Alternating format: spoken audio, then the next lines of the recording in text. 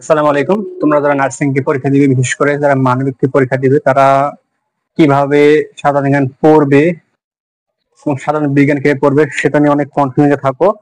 তো আজকে আশা করি তোমাদের সেই কনফিউশনটা দূর হয়ে যাবে। সাধারণ বিজ্ঞান মূলত আসে বেসিক প্রশ্নগুলো বেসিক প্রশ্নগুলো বেসিক কোশ্চেনগুলো আসে। এখন প্রশ্ন হচ্ছে তোমরা কোথা থেকে পড়বে।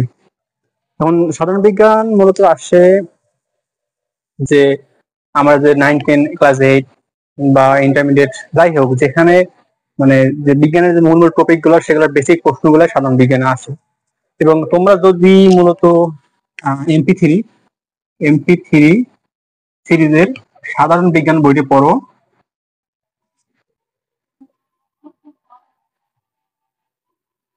তাহলে আশা করি তোমরা 80% প্রশ্ন কমন পাবে। আমি কেন এই কথাটা বললাম তোমাদের বলি। আমি মূলত 9, 10 আর ইন্টারমিডিয়েট, 9, 10 এবং ইন্টার, এই দুই বিভাগেই মানবিক স্টুডেন্ট ছিলাম। তো আমি নার্সিং চান্স পেয়েছি। কেন পেয়েছি? আমি আমার মতো বিজ্ঞানের বেসিক খুবই দুর্বল ছিল, তবুও আমি চান্স পেয়েছি নার্সিং। এর কারণ একমাত্র আমি রেগুলার 2 ঘন্টা করে হচ্ছে সাধারণ বিজ্ঞান বইটি পড়তাম। এমবি3 সিরিজের সাধারণ বিজ্ঞান বইটি পড়তাম, এবং সেই বইটা কিভাবে পড়তাম তোমাদের বলি। আমি মূলত হচ্ছে ওই বইটির প্রথমে আগে এমবি3 সকল টপিকের একটু বেসিক তথ্য দেওয়া থাকে, এবং সেই তথ্যের আলোকে প্রশ্ন থাকে, এমসিকিউ করা থাকে যে 1, 2, 3, 4।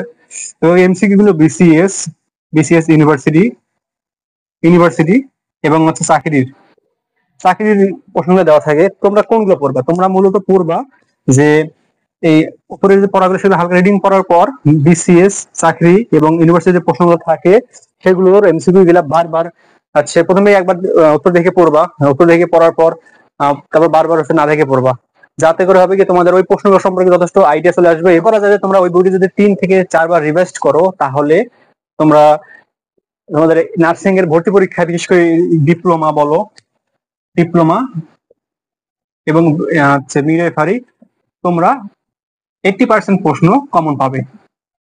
এবং তোমাদের যারা 9, 10 এর বেসিক ছিল সায়েন্স, অর্থাৎ যারা 9, 10 এর সায়েন্স নিয়ে পড়ছো, তারা 95% প্রশ্ন কমন পাবে যদি ওই বইটার পাশাপাশি তোমরা যদি তোমাদের 9, 10 আর ক্লাস 8 এর বিজ্ঞান বই এবং 9, 10 এর যে মানবিক সাধারণ বিজ্ঞান, আবার হচ্ছে তোমাদের পদার্থ বিজ্ঞান, আবার হচ্ছে জীব বিজ্ঞান এবং রসায়ন, এগুলো বেসিক পড়াশোনা গুলো পড়বা। সব পড়া দরকার নেই, শুধু বেসিক। যেমন হচ্ছে পদার্থ কি, পদার্থ কত প্রকার, পদার্থ কি কি, এই যে বেসিক পড়াগুলো, এগুলো পড়লেই আশা করি তোমরা সাধারণ বিজ্ঞানের 80% প্রশ্ন কমন পাবা।